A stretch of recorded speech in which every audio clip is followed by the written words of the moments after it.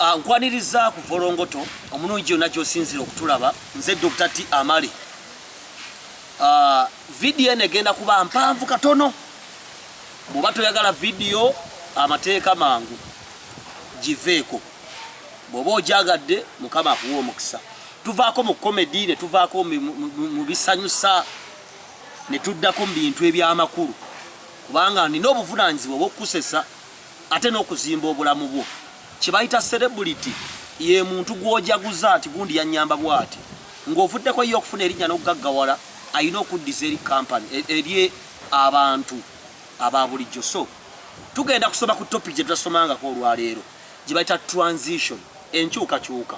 Enkyukakyuka ekugasa, enkyukakyuka ebeerawo mu bulamu bwaffe, tewali ayinza kugigaana.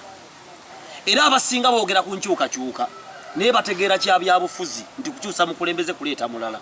Wabula twogera ku nkyukakyuka ey'obwakatonda. Abasinga okutegeera enkyukakyuka mu bulamu be bannaffe abawala. Bw'obeera muto, obeera mu lujjaawo ng'oli mwana muwala n'ozannya n'abalenzi munaaba mwenna sebo tumanyi nga twali bato nga tumanyi n'okweyambula nga tebannabanaaza ne musooka musamba mu kapiira awo nga muli bwereere. Naye omwana omuwala bw'atandika okusuna amabeere n'atandika n'okugenda mu nsonga ze ez'ekikyala, otandika okulaba nga bamuyita ne babaako lesoni ze bamuwanga ye omwana ow'obuwala. Ogenda okulaba obupale bwe obw'omunda takyabwanika bwe mwali mulaba. Ogenda okulaba takyanaabanga mumulaba. Ogenda okulaba nga ayina engeri gy'akyuseemu kubanga omubiri gwe gukyuse n'obwongo bwe bukyuse era batandise omutendeka nti oli mukyala mukulu. So bino bw'otabifaako enkyukakyuka mu bulamu oba mu ggwanga bw'otagifaako ogenda kuweza emyaka 35 oba emyaka 5 ng'oli mu nsi obungeeta bubungeesi. Ogenda kubeera mu bulamu bw'ensi eno ng'onywa soda awoomerera. Bangi kati mwagala soda awoomerera ne taliimu kiriisa, taliimu food values. Naye Dr. T byenkusomesa no biringa greens ebimu bibikaawo naye ate omubiri gubyetaaga. Ndeeta Pastor Asha omu ku basumba bange nabaga ndi mulokole. Buli kintu kyonna ekikolebwa wansi w'enjuba kigwa makuba 2 erya Katonda oba erya Setaani. Nze Dr. T ndi musajja mulokole nkeera kusaba Katonda. So mbanjulira omu ku basumba bange agenda kutweyanjulira ne kyatuletedde olunaku olwaleero. Sebo tukwaniriza ku Volongoto. Tweyanze Dr. T Volongoto yonna gy'oli tusanyusa okulabako nate. Amannya mpitibwa omusumba Asha Mikisa nanviira ddala ku kanisa esumbibwa omusumba Sara Mikisa manga nzaala ate era ng'esangibwa mu Kiwunya Trishado awo nno Mukama watuweredde omukisa osobola okukisinkana. Yes, Dr. T. Ensonga etuleese leero gye bayita transition. Transition kyeki oba enkyukakyuka kyeki? Yes.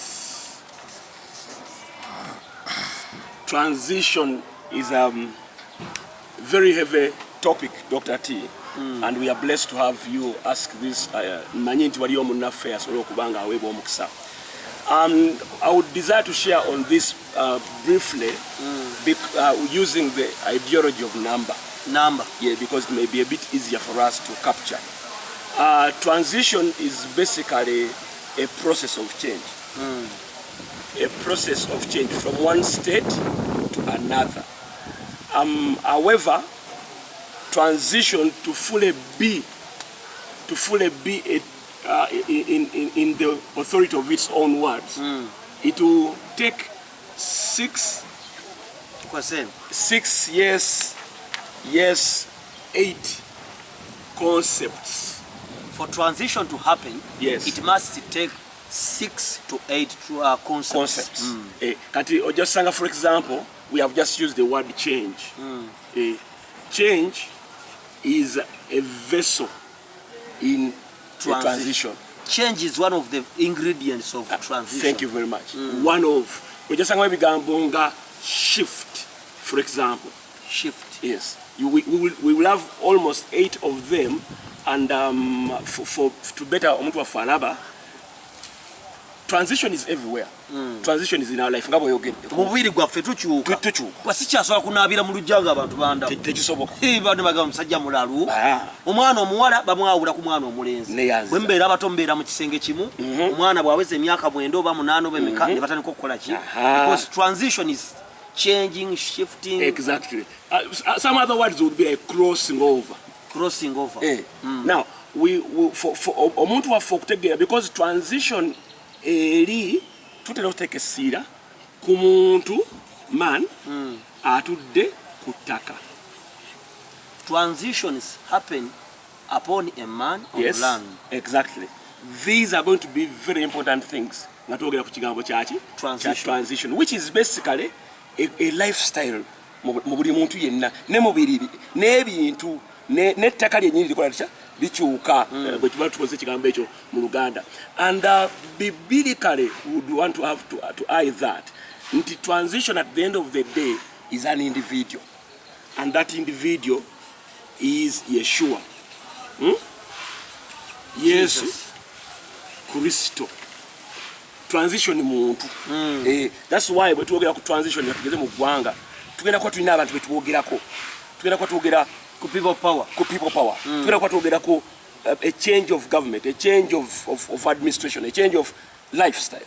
Now, a true transition Katonda gy'alaba gy'assaamu ekitiibwa. Transitions can happen in many ways, but we are talking about a biblical transition. A biblical transition. A godly, a righteous, a light transition, because there is darkness and light. Definitely. So, and in both states there is a transition. There is a transition. Exactly. Now, when we talk about one that upholds all transitions, to enkyukakyuka yonna ey'ebintu byonna ey'ettaka ejja kubaawo kubanga tulina ekyawa. One of the major scriptures that as we talk about transition is Hebrews 11:3. Hebrews 11:3.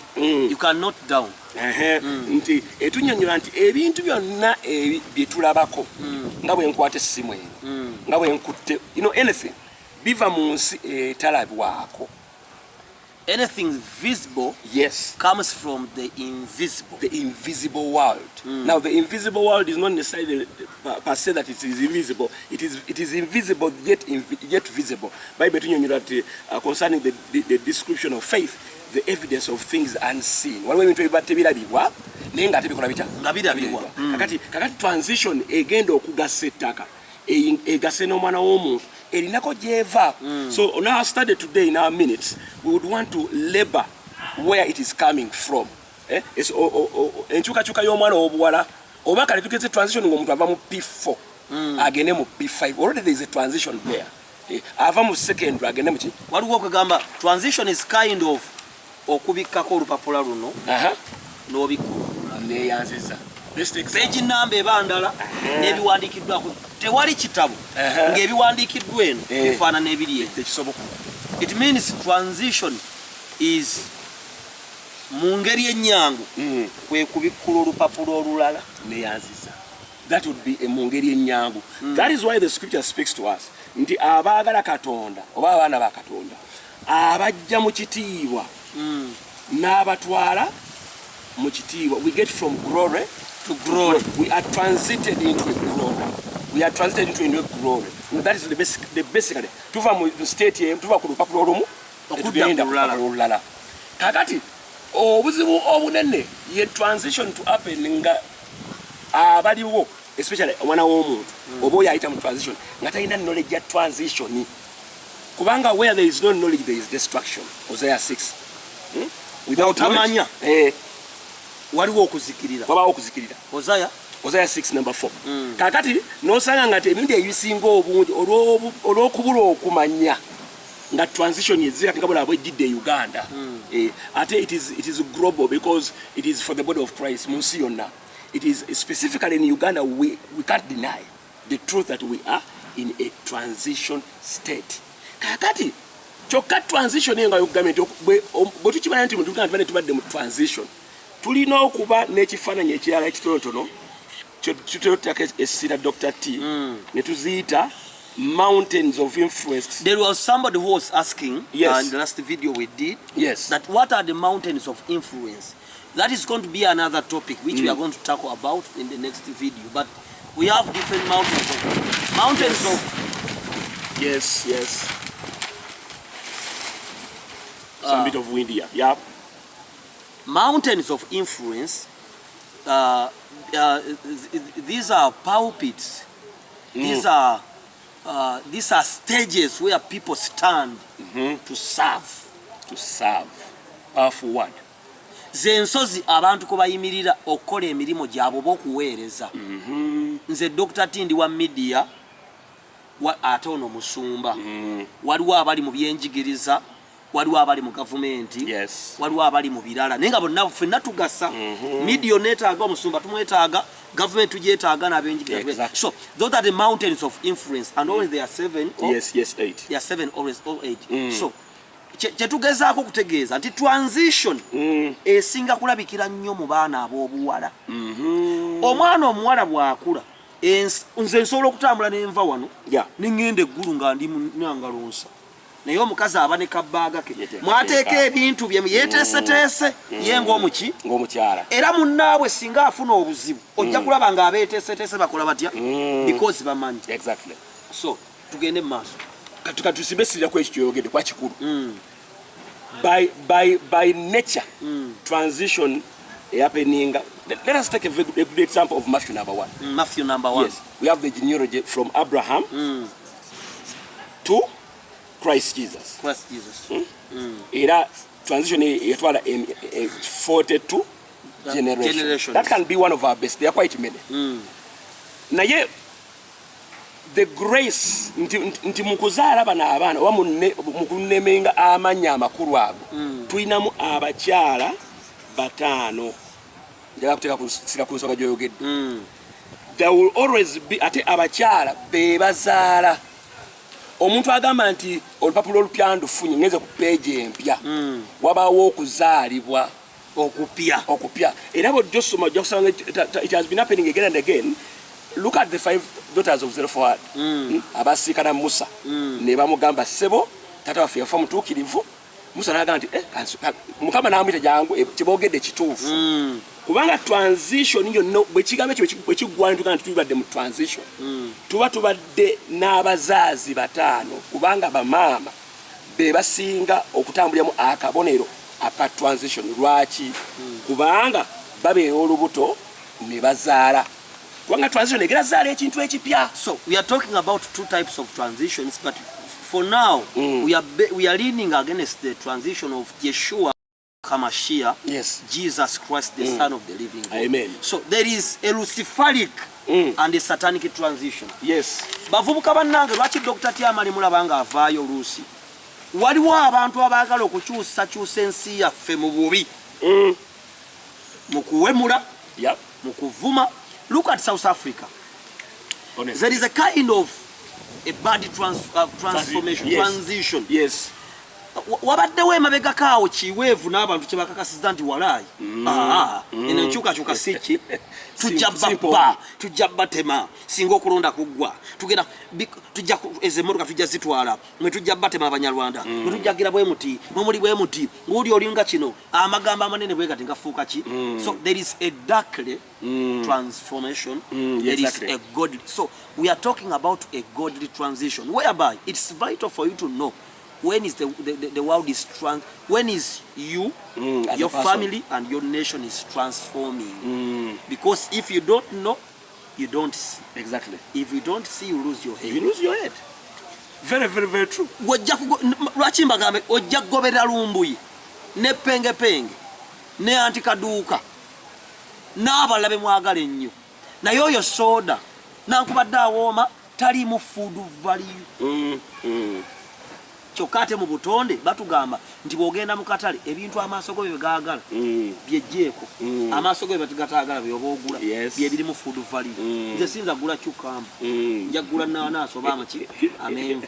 So a transition tukubye tugambye nti abakyala beetaagisa mu transition.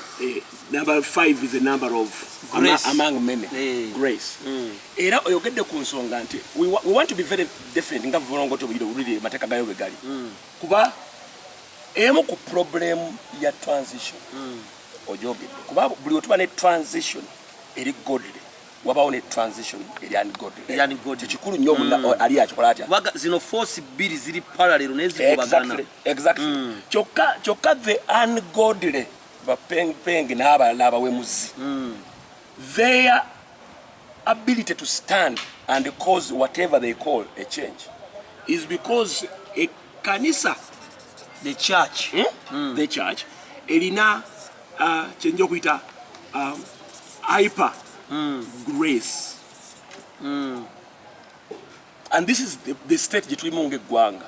Ekkanisa eyina eddembe ekyejo. Exactly. Kakiyite kyejo. Sijja kiyita kisa. Kyejo. Ekkanisa ekoze ekyejo. An over grace. See the grace mubi? Naye an over yale yagaana okutegeera nti bw'oba obadde omasturbating. Kibi. So ekisa ky'olaga omusiru kyekimussa. Kati ekkanisa buli weebeera mu kyejo kiwa the darkly exactly transformation. Kyova olaba nabagamba, look at social media, look at the media programs, ojja sanga nga Bad Black aweebwa platform nnene. Kubanga ye positioninga era sijja munenya kuba tebajja muzibakama, but abalokole muliwa. How many pages eziri ku social media esobola okuvaayo okuzibiikiriza a darkly change, because for it will happen, ever it will come. Yes. And on top of that, Dr. T, grace is a kind of a cloud. Nti rather transformation. Nti yo obudde butuuka, the fullness of time, walina okubaawo transformation. Mu bujjuvu bwayo mu mukaaga mu musanvu bwayo mu munaana. Kakati ne balindirira abali ku nsoba ku ttaka eryo kye bagenda okukola. Kati ne welcoming a bad transformation or a godly transformation. Kati fa bali ku ground. Kyagamba nti if my people were called by my name, nti ettaka lijja kuba n'emirembe. So an over grace, where we have an over grace apparently in Uganda, but ne mu nsi yonna, will definitely cause the darkness to be transformed. Obadde okosa ekigambo ekimu ku ebyo ebigambo ebinnyonnyola transition, transformation. Baruumi 12:1. Romans 12:1-2. Be transformed by renew of your mind. Kakati tetusobola kuba transformation nga tembaddemu transformation. We can't be with the transition without transformation, and transformation requires the renewal of our mind. And when we talk about the word mind, we are talking about a soul. The soul. Emotions, will, exactly, and mind. Awo kubanga singa pengi ajja n'aliisa enjiri y'ekizikiza. Wabawo omuntu agenda okuwulira alowooze nti okuvuma abantu abakulu kituufu. Ne kaduuka anti kaduuka. Somebody will think somebody's mind will be renewed in that manner. Therefore, we shall have a transformation of a generation that has been transformed, and we shall have a transformation that is darkness. So the question is, yes, if paper one, we have tulina abayimbi abaliwo, tulina abasumba abaliwo, tulina abannabyabufuzi abaliwo, tulina abagagga abaliwo, tulina ki, we are talking about transformation. Omuntu mugambye nti we are going to change the paper. So what should we expect here? First, nsaba otukubire mountains of influence zonna tuzilistinge. Yes. Tulage omuntu zigenda kukyuka kugamba akitegeere mu lemani's mind akitegeere nti enkyukakyuka mu Uganda naye atandika okukuba obubonero nti alabika etuuse. Ensozi ziri mmeka? From the portion of the temple which is the temple tugisanga mu Bible. Where do we find it? Temple, we literally find it everywhere. Bible literally. Kubanga ngabe government east or west home is best. East or west to the Lord, the temple is the what? The best. 1 Corinthians 6, for example. 1 Corinthians 6. Yes. 1 Corinthians 3. 1 Corinthians 3. We shall have a wall of Exodus. A wall. Basically, we kubanga nafu tuli yekalu yani ya Mukama. And when we talk about mountains of influence, tusogera tujjukira emu ku nsonga enkulu eri mu Genesis 22 eyogera ku Mount Moriah. Just to give a background, nti ensozi nga bwe zeetooloola Yerusaalemi bw'atyo Katonda bwe yeetooloola abaagalwa be. Ensozi ezo ziri 7 weewaawo 8 tuzimenye. Kakati tuziteke mulambu waffe obwa bulijjo abantu bategeera nti tujja kuba we shall temporize and we shall have gyotera okuwangalya ne baluganda baffe abalala bangi. Tulinayo media wali penge Sonto Dr. T Suna Beni, yes. What media KZ, one Kati, Live Wire, Seguya, that's media. Media. And it creates interest. Kuanga Proverbs 8:1 downwards, we go ahead and read the Trinity. Amagezi we gabaga kula, gakuita ngagomu, gabera ku lusozi. So, one what awo gwe mulyango guyingira mu yeka. Olusozi olusooka. Obe kanisa. Kyova olaba nti awo we wali abantu abakuyingiza mu kusinza Katonda oba okusinza Lucifer. Awo wali abayimbi, awo wali bannakatemba, we wali ba Bad Bulaka, osanga penge, osanga Dr. T, awo we wali omuntu akuyigiriza because awaliwo influence esinga ne bano bonna. Kyova olaba nti contender gwe tubadde nayo w'amaanyi mu politics abadde avaawa kyova olaba omukwano gwammwe gyali muki era ewasinga eddogo weewo we wali ne kubaye eyo ye yali ne ministry ya Lucifer kusinza bya media kukola bulango awo Lucifer wakola ki wafubutuka enjaga wafubutuka omwenge ebisiyaga okuwemula okuvuma ekigambo kyenjogera nga muga nti omuggo gwa Musanze nakola ntya eyo influence etuga nti ekiwaani otugamba nti music media is influential so olusozi olusooka tugende ku we have by temporizing which we by the God's grace we have government and military amaje n'ensoga za government era bw'ogatta ensozi ezo media government one of the mountains one of the vessels of the government media nayo mweri so government tusosana media government government and military as a mountain because every mountain here can be seen in 7 years 8 but as we talk about the mountains of influence that ezetera Katonda gamba nga bwe zeetola Yerusalemu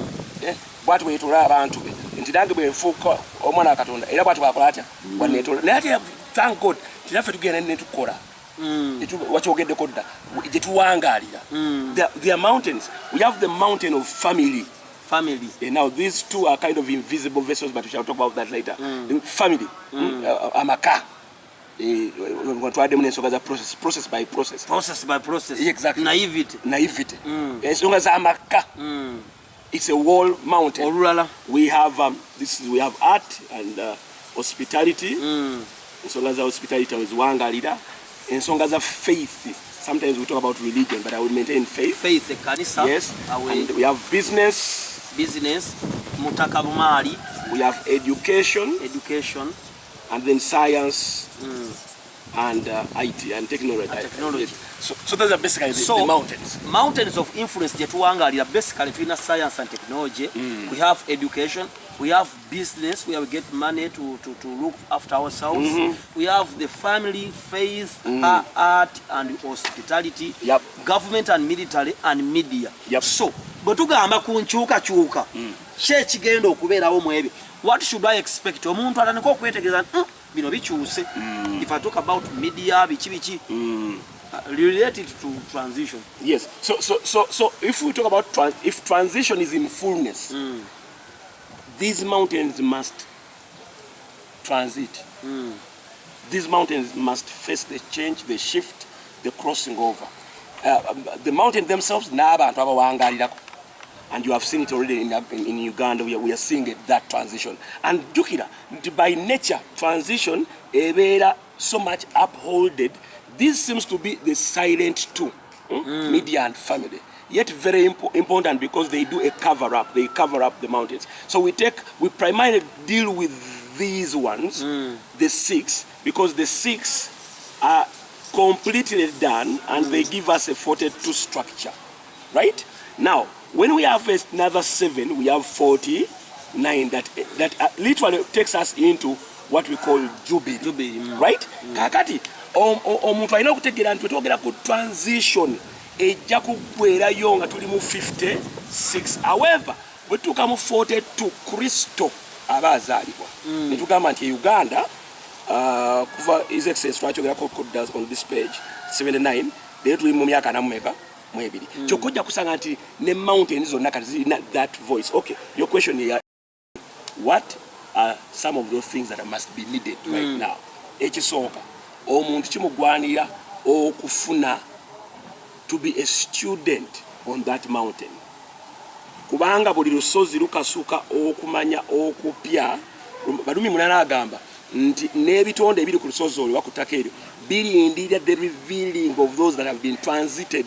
Okay, kakati yes sir, tetuyinza kumalawo nsonga ezo naye tugenda kukola bwe tuti lockdown bweggwa. Yes sir, abantu bangi abandyagadde okufuna lesson zinga zino okuva ewuwo kubanga kyetaagisa true okumanya ebiro n'ebiseera nga bwe ndaga nti bamama baffe bakimanyi. Ensawo y'omukazi bw'aba alina gy'alaga tebanjereere naye ng'omusajja akwata simu ye n'akola atya because atambula n'okumanya. So abantu bagenda kujja abapya ku nsozi zonna era ndowooza mu gavumenti wadde weewaawo waliwo abaweebwa ekisa okusigalako. Exactly. Njagala kikusiza mu mbeera ya bulijjo then bw'ofuna ennamba ya pasita ojja kujja nga bwe munaateesa lockdown ng'ewedde oba otandika okuyingira lessons zino mu gavumenti. Abantu bagenda kukyuka era bakyuse. Abasumba bagenda kukyuka. Business nga bakyali mulembe gwa Moses and Joshua baani ba Aaron ne bafa ne tugenda n'omulembe omupya. So transition Pastor Asha tusaba abantu bawe ennamba ye. Powerful. Ebirala munabikwasaganya nga mukaba bakoze atya eno njiba omuzemba waddeko mmogoro abaana kati ku social media bagiyita mmogoro is to pinch ku kitole ekiramba and you pinch something small. Kati nze nkoze mmogoro bawe ennamba yo. Enamba yange mikwano eri 0705 729582 kama akutuwera omukisa. Twagenda ku nsonga y'emize abayine a number of things boina obuzibu bwenjawulo okuba tuli mu transition ine ejja n'ebintu bingi nnyo. Oyinza okuba olina emize like we have been speaking about. Oyinza okuba olina a biblical question you would want to ask. You may have a biblical question that you may want to ask. You may be troubled one or the other looking at the body of Christ. I'm telling you, the scriptures has it all. The answers are available for us, and when you are in need, we will always be there for you. Enjoy your transition. Labor to be one who is transited. Shalom.